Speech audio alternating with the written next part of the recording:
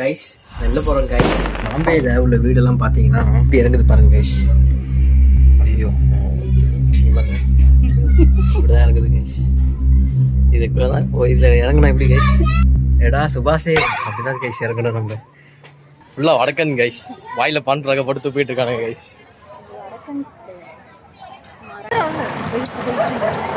Guys ஊரே கேவலமாக இருக்குது கைஸ். இப்போ போகிற பேச ஒன்றும் புரிய மாட்டேங்குது. எல்லாம் காராச்சும் மணிகாரம் ஊதின்னு பேசிகிட்டு இருக்காளுங்க கைஸ். செம்மையான சொல்ல முடியாத ஒரு ஸ்மெல்லு கைஸ். இந்த மாதிரிலாம் ஒரு ஊர் இருக்குவான்னு என் கனவுல கூட நினச்சி பார்த்துருக்க மாட்டேன். பப்ளிக் டாய்லெட் இருந்தால் வரதான். பப்ளிக் டாய்லெட் தான் சார் ஊரே.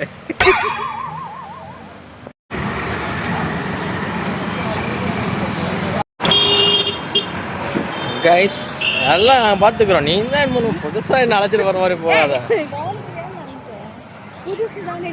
அதான் நாங்கள் ரோட்டுக்கு பூசை கிடையாது. என்னமோ நான் ரோட்டுக்கே வராத மாதிரி. அதெல்லாம் நான் ரொம்ப குட் பாய்.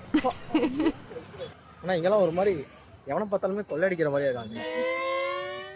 பார்த்தாலே திருட்டு போய் கும்பல் மாதிரியே இருக்கு. பாம்பேலேருந்து வீடியோ யாராவது பார்க்குறீங்கன்னா கோச்சுக்காது. காமிச்சு பேசாத.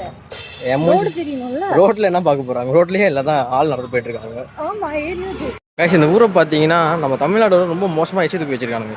வாயில பார்க்க போட்டு பூரா பையில 24 hours இதே வேலையா இருக்கும். வாயில பார்க்க போடுறானுங்க துப்புறானுங்க. இங்கே பாருங்க ஏதோ வெள்ளையடிச்ச மாதிரி போட்டு வச்சுருக்கானுங்க. ரோட்டுக்கெல்லாம் வெள்ளையடி சுண்ணாம்பு அடிச்சு வச்சுக்க மாதிரி சப்பு சப்பாக வச்சிருக்கானுங்க. ரொம்ப ஒஸ்ட்டு பண்ணுறானுங்க கைஸ் சொல்லுங்க.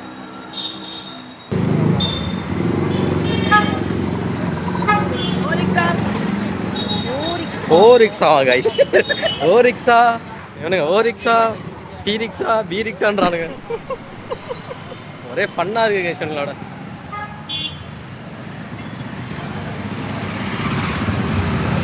இந்த பாருங்க அங்கிள் அப்படியே முறைக்கிறாரு. பாட்டு பையாகரம் பாட்டு தான் ஓடுது.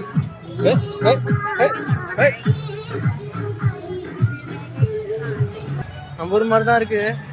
என்ன ஒரே பிச்சு பிச்சு போட்டு வச்சிருக்கானுங்க. எழுத்தெல்லாம் ஒன்றும் புரிய மாட்டேங்குது. இங்கே பாருங்க. ஹாய் இந்த பாப்பா ஹாய் சொல்லு.